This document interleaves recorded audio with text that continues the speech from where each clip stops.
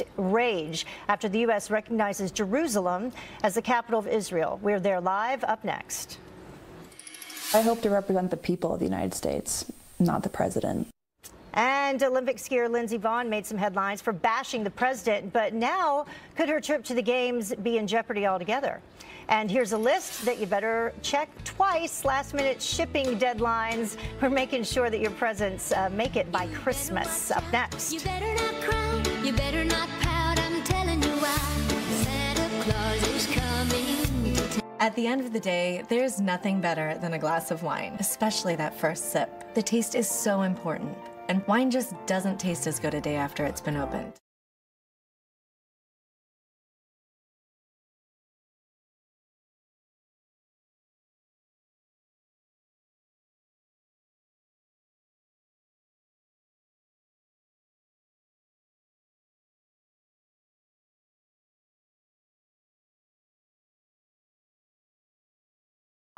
The only thing is we're doing in this Olympics what we've done in every single Olympics. If you look back, we have always talked about security in the Olympics. We've always talked about keeping our athletes safe. This is no different.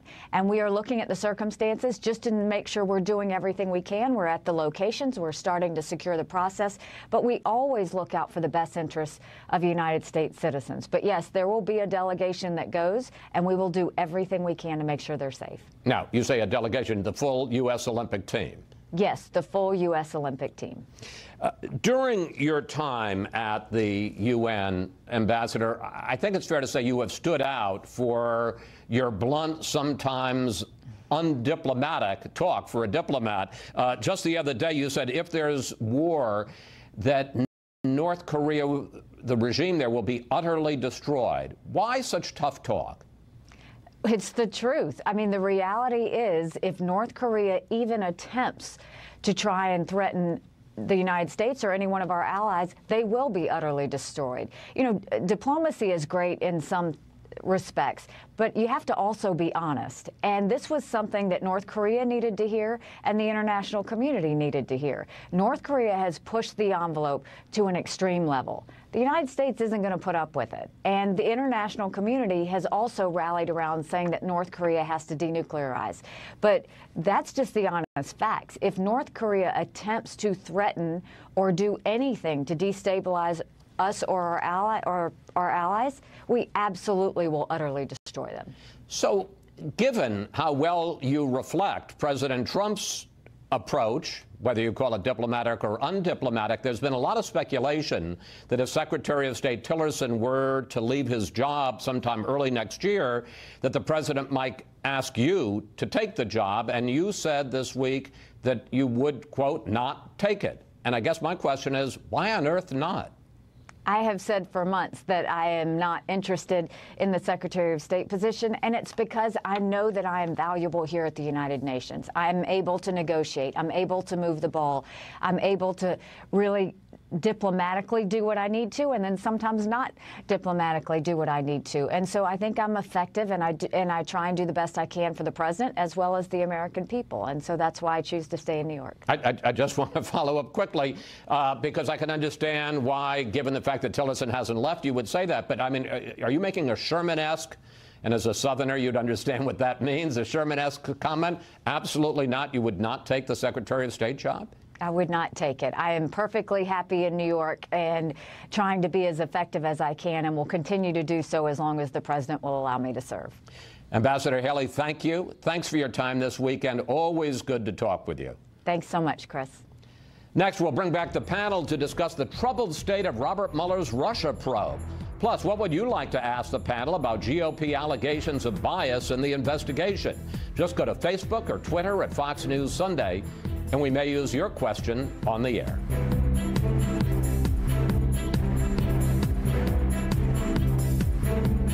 At the end of the day, there's nothing better than a glass of wine, especially that first sip. The taste is so important, and wine just doesn't taste as good a day after it's been opened. What if you didn't actually have to open the bottle at all? With my Coravin, I never need to pull the cork. I simply insert the needle, tip, and pour. The cork reseals to preserve the rest of the bottle for months or even years. At home, relaxing with a glass of wine, or entertaining friends, just insert, tip, and pour. Buy Coravin at these fine retailers. Diamonds, their lowest prices ever. Certified half-carat rings just $675, 1 carat $17.90, and larger $29.50 per carat. Thousands of GIA diamonds at insane prices, plus over 50% savings on custom designs. Buy direct, the Jewelry Exchange. What can I get you? Cold sore. Grab lunch. Cold sore. When a cold sore takes over, Campho-Phenique's topical anesthetic plus antimicrobial action soothes pain fast. What's for dinner?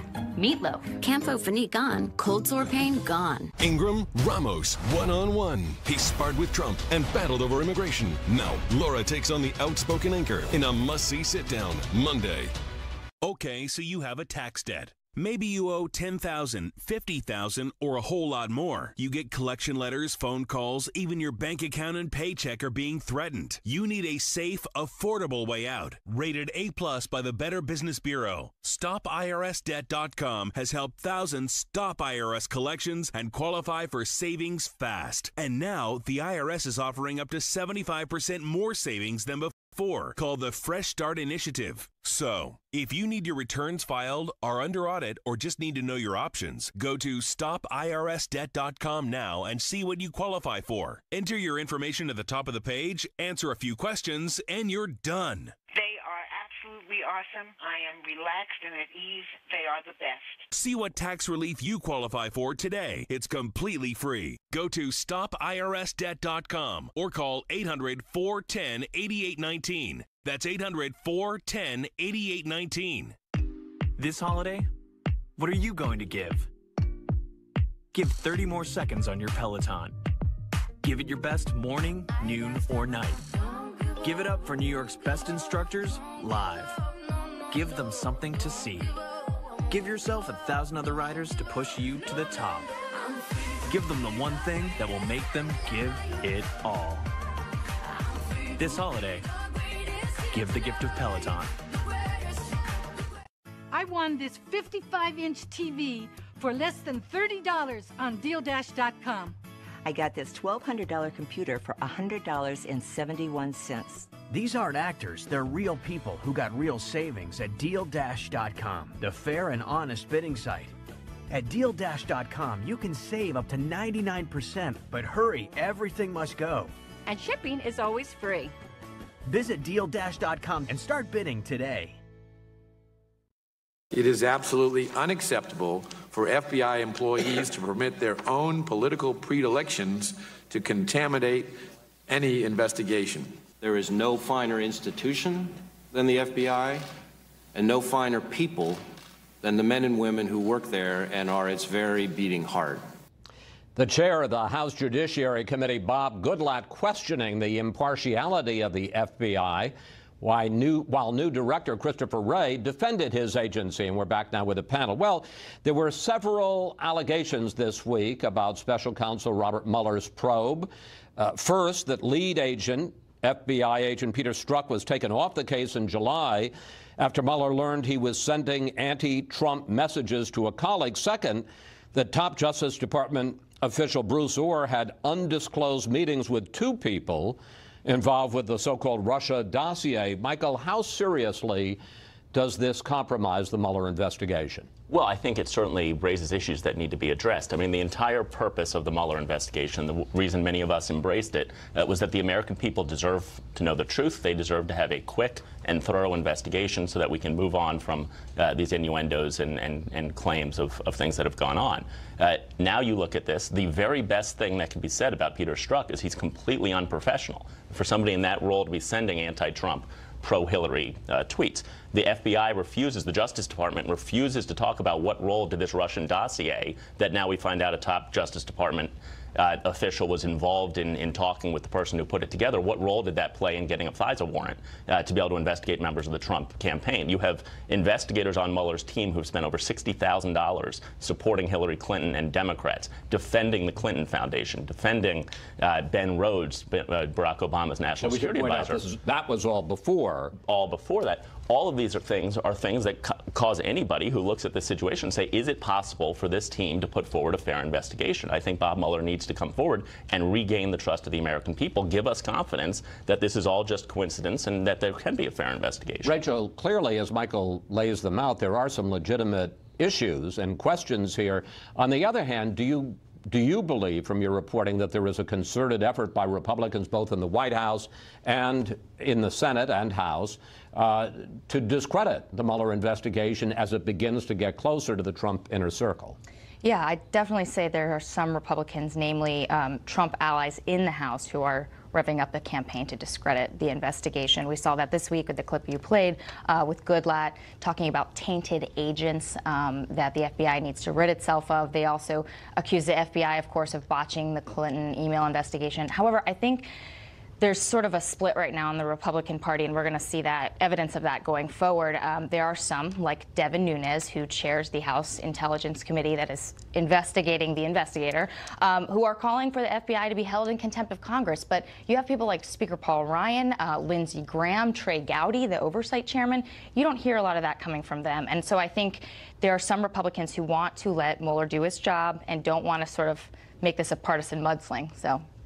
We ask you for questions for the panel, and we got this on Facebook from Michael P. Mulhall.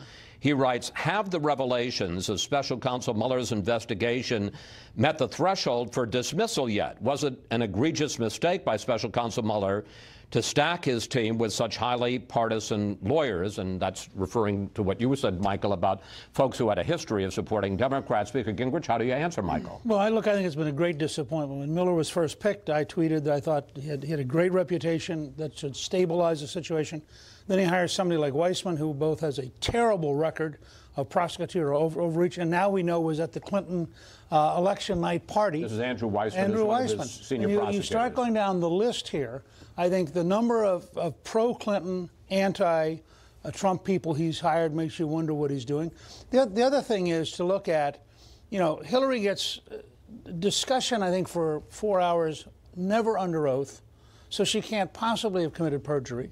Meanwhile, you get General Flynn after 35 years in service. Now, he did something bad. Of course, Hillary's top two aides clearly committed perjury, but they don't get attacked. I mean, the imbalance in the Justice Department's entire process between the Clinton investigation and the way they've gone after the president is just, I think, staggeringly corrupt. I don't think any word short of corrupt explains the gap between the way these two things have been handled. I know you want to talk about that, but I'm going to switch, and I'm going to talk about us, because we, the media, have become part of this story. And I want to turn to the reporting on the Russia investigation in the last couple of weeks, because there have been at least 3 cases of media reporting damaging stories about Donald Trump, putting them up, and then having to take them down. Perhaps the most damaging, and as it turned out, the worst mistake, was ABC's Brian Ross, who reported on General Michael Flynn after he pleaded guilty. Here he is. He's prepared to testify that President Trump, as a candidate, Donald Trump, directed him to make contact with the Russians, which contradicts all that Donald Trump has said at this point. But it turned out that that reporting was wrong. He said that candidate Trump had urged Flynn to reach out to the Russians. No, he later had to clarify it was President-elect Trump urging Flynn to reach out to the Russians after the election, which is a very different thing. I guess the question is, Chuck, particularly at a time when Donald Trump is bashing us as fake news, this isn't helpful. It is not. What is helpful is that Brian Ross appears to have been disciplined. I think he was suspended for a month. And that will be at least a beginning toward correcting any of these flaws that come up. I think, as the Speaker's comments about Bob Mueller and this situation, what they have in common is that this situation calls for an honest broker, right? Whether it's a Justice Department or the media or whatever, the public would be best served by institutions that everyone accepted as impartial and factual. And the whole idea of honest brokers, though, is breaking down in our country across the board. And people don't trust institutions. They don't trust the federal government. They don't trust the media, et cetera, et cetera. And so when mistakes are made, people will accept them if they are perceived to be made in good faith. What we have now is a situation where people believe these mistakes are being made in bad faith. And the president is encouraging that belief. Some would argue that the reporters are encouraging that, too. The New York Times took out a full-page ad saying that the truth matters now more than ever. I would love to know why the truth matters more now than it did 3 years ago. Well, the Brian media Ross, acts Brian like Ross Donald Trump is doing something wrong. Brian Ross doesn't work for the New York Times, and what I might add that it was the Washington Post. Okay, it was the Washington Post that corrected a mistake on CNN that was damaging to Donald Trump. The media is also right now, at least one newspaper I work for, targeted by groups trying to feed it fake news. If I read one more story in the press about the fact that the President of the United States likes Big Mac and Filet-O-Fish sandwiches rather than Jose Andres restaurants, I don't know what I'm going to do. I mean, that might be true. Who cares? And the fact that they all act like it's a big deal. I will point out that was included in the book that's just been written by two Trump supporters, Corey Lewandowski and David Bossie. I've got to say, that's a lot of calories. Thank you, panel. See you next Sunday. Up next, our Power Player of the Week, a leading voice for conservative millennials. There's the gift he wants, then there's the gift he needs. This year, they're the same. Now at Men's Warehouse, take 60% off coats and sweaters. Suits on sale for $199, plus it's buy one, get one free on select items. You're gonna like the way he looks. I wasn't sleeping well. My neck would be stiff. I had like memory foams, I had feather pillows, and I'd always wake up with neck pain, and I had constant headaches. After sleeping on MyPillow, I didn't wake up with the headaches. I was more aligned. Everything felt good. I didn't realize the connection between the pillow and sleep. When I switched to MyPillow, I got a better night's sleep, and I love it.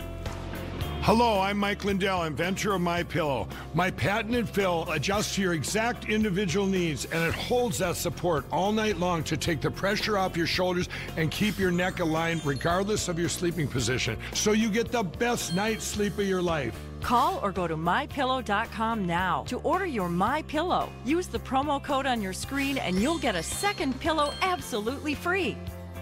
Other pillows go flat, causing you to fold them over or use your arm for support, which can cause pain. Hard foam pillows can raise your head too high and heat up during the night, making you very uncomfortable. But the revolutionary MyPillow has patented fill that won't go flat and keeps your neck supported and aligned to your exact individual need. MyPillow helps you get and stay in deep sleep all night long. And how about this? MyPillow is machine washable and dryable and comes with a 60-day money-back guarantee and an amazing 10-year warranty. Plus, every MyPillow is made in the USA. I really like the fact that it was made in the USA. I think that USA products are a better quality product. I've tried a lot of other pillows and nothing's worked like MyPillow. I personally guarantee that MyPillow will be the most comfortable pillow you'll ever own. Call or go to MyPillow.com now to order MyPillow, and Mike will give you a second MyPillow absolutely free. Use the promo code on your screen to get 2 MyPillows for the price of 1. MyPillow comes with an unprecedented 60-day money-back guarantee, so you've got nothing to lose. Don't delay. Buy one and get one absolutely free. For the best night's sleep in the whole wide world, visit MyPillow.com.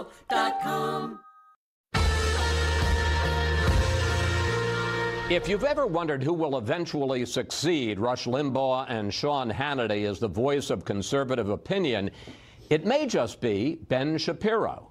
Who's that? Here's our Power Player of the Week.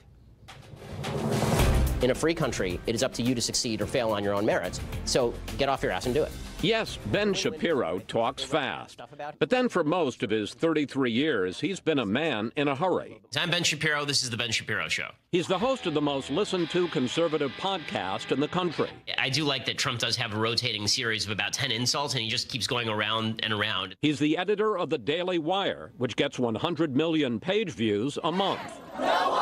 And he's a big presence on college campuses, where his militant conservative views spur protests. You're not a man if you think you're a man. This exchange with a 22-year-old college student over transgender identity has attracted 47 million views on Facebook. Why can't you identify as 60? What is the problem with you identifying as 60? You're right. Age is significantly less important than gender. You can't magically change your gender. You can't magically change your sex. You can't magically change your age. At the University of Utah, he listed what he calls the hierarchy of victimhood in America. So it goes LGBTQ, and then black folks, and then Hispanic folks, and then women, and then Jews, and then Asians, and then way down at the bottom, white straight males. Right? Those are the people who are at the very bottom, and their opinions do not matter at all. Shapiro has been called the voice of conservative millennials. How are conservative millennials different from conservative baby boomers? By the time a lot of conservatives hit baby boomer age, there's a mentality that's set in that they're always losing, and that every choice, every political choice particularly, is a lesser of two evils choice. If you're a conservative millennial, I think that you tend to be a little bit more idealistic, just as younger people are generally. While he applauds some of President Trump's policies, he says the tweets are needlessly divisive and turn off his generation. Young people in the United States dramatically dislike this administration, and they dramatically dislike the Republican Party. And it is President Trump's responsibility, for conservatives anyway, to fix that. And sitting there and on Twitter and retweeting Britain First is not going to do that. Shapiro worked for Breitbart in the campaign, but quit when he says it was turning into a Trump propaganda arm. As for Steve Bannon, I think that Steve is very interested in being perceived as powerful, as being perceived as a mover and shaker. I don't think he's nearly as much of a mover and shaker as he wants to be seen as. As we said, Shapiro has always moved fast. At age 5, he dressed for Halloween as John Adams. By age 17, he wrote a nationally syndicated political column. I skipped a couple of grades. I was a virtuosic violinist. I actually, when I went to college, thought that I was going to double major in genetic science and music. So I was always pretty driven. Things that I hate. And his only plan now is to keep pushing his special brand of combative conservatism. Sometimes the best way to get a message across is to just speak bluntly.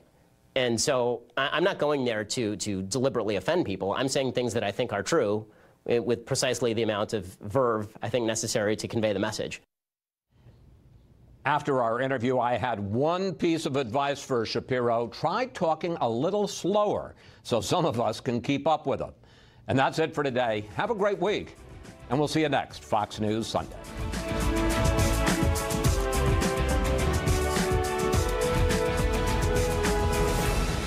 The BuzzBeater this Sunday, huge harassment headlines as the fallout topples two leading Democrats. First John Conyers and now Al Franken, quitting under fire.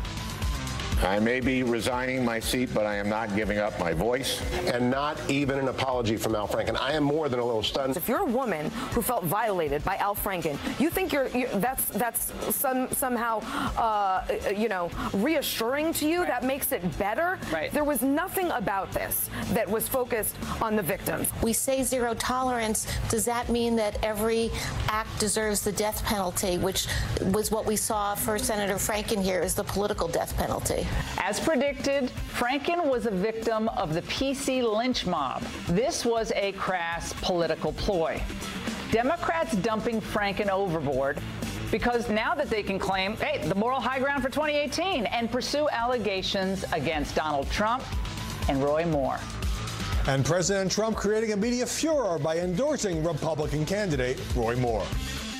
The President of the United States would rather have an accused child molester in the Senate than a Democrat. If you give money to President Trump or you give money to the Republican National Committee, you are giving money to Roy Moore, and you are endorsing everything that Roy Moore stands for. I think the president's taking political risk. He doesn't need to. Doing the Mitch McConnell thing, let Alabama decide, probably would be the best way. Are the media taking sides against Trump and Moore in Tuesday's election and tarring the entire Republican Party in the process? Have they held Franken and Conyers to the same standards? And the press reveals the real reason GOP Congressman Trent Franks abruptly resigned over an outrageous request to female staffers. We'll talk to two former Trump campaign officials, Corey Lewandowski and Dave Bossie, about this and the coverage of the president they helped elect. CNN touts a big exclusive about an explosive email to Donald Trump Jr., which turns out to be wrong. Why have there been so many media screw-ups in the Russia investigation? Plus, new reports on Harvey Weinstein using the press to protect him, and an actress charging Dustin Hoffman with disturbing sexual misconduct. I'm Howard Kurtz, and this is Media Buzz.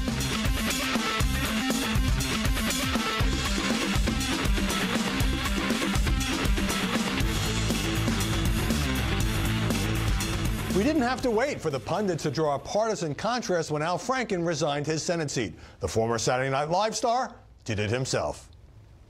I, of all people, am aware that there is some irony in the fact that I am leaving while a man who has bragged on tape about his history of sexual assault sits in the Oval Office, and a man who has repeatedly preyed on young girls campaigns for the Senate with the full support of his party. Joining us now from New Hampshire to talk about this and the coverage of the president, Corey Lewandowski, Donald Trump's former campaign manager and an advisor to a pro-Trump super PAC. And here in Washington, Dave Bossie, the former deputy campaign manager, president of Citizens United, and a Fox News contributor. Their book is called Let Trump Be Trump, the inside story of his rise to the presidency. Corey, many liberal pundits adopting the Al Franken line. If he has to resign, how can the president endorse Roy Moore as battling sexual misconduct allegations from 9 women, which he denies? Is it fair for the media to bring up this obvious discrepancy? Howie, there's a huge difference between Roy Moore and Al Franken. Al Franken was groping women while they were asleep. He thought it was a game. He had their hand on their breasts. He's taking pictures, sharing them on social media. That's one example. You know, in New Hampshire, Howie, there's something called street justice. You do that to somebody who's asleep, a woman, it's disgusting. He's a pig. He should have resigned. But ultimately, the people of Alabama have to decide if they want to elect a big government liberal or they want to elect a conservative but you just, hold on. who's going to stand up. You just pivoted from what Al Franken did was bad, no quarrel there. The Democrats helped push him out. And then when it comes to Roy Moore and the potentially more serious accusations, you say, oh, it's up to the voters. Well, Howie, look, I'm not convinced Al Franken's going to resign from the Senate. What day is he leaving? You know, he never gave us a day. This is all media-driven. This is to let this story die down. Al Franken has not said which day he's leaving the Senate. In the coming days, weeks, months, he may be there for another 2 years. And ultimately, if he does stay, the people of Minnesota will get to decide. But look, you may not believe this. These guys in D.C. aren't actually truth tellers. Follow-up question for you, Dave Bossie. Is it fair for the press, following the Franken shot there, to revive the story from last year in the campaign? Sure. You were there that more than a dozen women made accusations against Donald Trump, which he denies. Sure. Let me just get to the facts of the Franken case. One, there is photographic evidence and an admission, okay, on the Al Franken side. And on Judge Moore's side, there are accusations, but he says that those did not happen. And the one piece of evidence, the yearbook, we now know has been tainted. So we don't have any evidence. One is clear photographic evidence, and another is accusations that he's denied it, despite the fact that there were 9 women. So now you let the voters of Alabama make the call for themselves, whether they think it's been adjudicated. All right. Corey, the president has said repeatedly the Russia investigation is a witch hunt. It's ginned up by fake news. No hard evidence of Russian collusion, to be sure. But doesn't the Mike Flynn guilty plea show that this is a legitimate news story at the very least? Well, it's not a legitimate news story, and what Mike Flynn pled guilty to is lying to the FBI, which had nothing to do with the campaign, or Russia. And if Mike Flynn lied to the FBI or anybody else did, then they should be accountable for that, Howie.